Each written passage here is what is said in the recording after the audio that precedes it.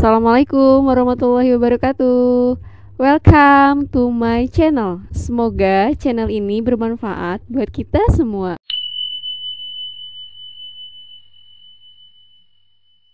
Allah yang menentukan ajal. Allah berfirman, Dialah yang menciptakan kamu dari tanah, sesudah itu ditentukannya ajal kematianmu.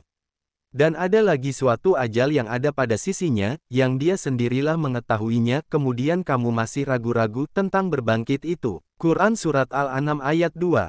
Dialah Allah yang menciptakan kakek moyang kalian, Adam, dari tanah, sedang kalian adalah keturunan darinya.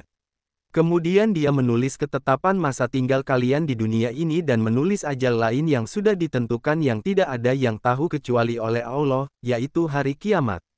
Kemudian setelah itu semua, kalian masih meragukan terhadap kekuasaan Allah, untuk membangkitkan semua makhluk setelah kematian. Hidayah milik Allah. Umat Islam sebaiknya terus berdakwah terkait ajarannya kepada orang yang tidak tahu, namun hidayah masuk Islam di tangan Allah.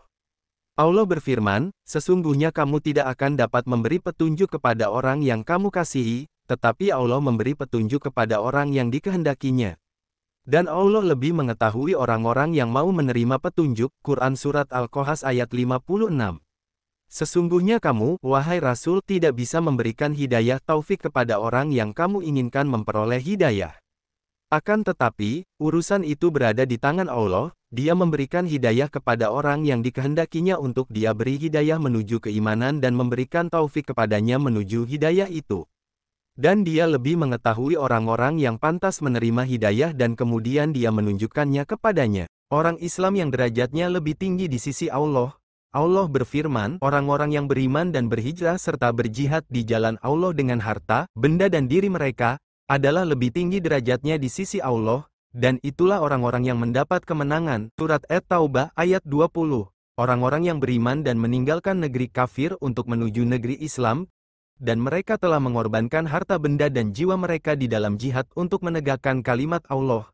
Mereka itu orang-orang yang paling agung derajatnya di sisi Allah, dan merekalah orang-orang yang menang dan memperoleh keridhaannya. Alasan orang kafir menyembah berhala.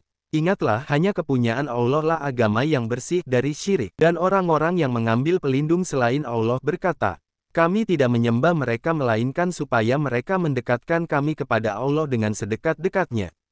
Sesungguhnya Allah akan memutuskan di antara mereka tentang apa yang mereka berselisih padanya. Sesungguhnya Allah tidak menunjuki orang-orang yang pendusta dan sangat ingkar. Surat Az-Zumar ayat 3. Sesungguhnya Allah menetapkan keputusannya di antara orang-orang yang beriman yang ikhlas dengan orang-orang yang menyekutukannya. Dengan sesuatu di hari kiamat dalam perkara yang mereka perselisihkan terkait dengan ibadah mereka. Lalu Dia membalas masing-masing sesuai dengan haknya. Orang kafir menganggap ancaman Rasul itu hanya dongeng. Sesungguhnya kami telah diberi ancaman dengan ini dan juga, bapak-bapak kami dahulu, ini tidak lain hanyalah dongengan-dongengan orang dahulu kala. Surat An-Naml ayat 68.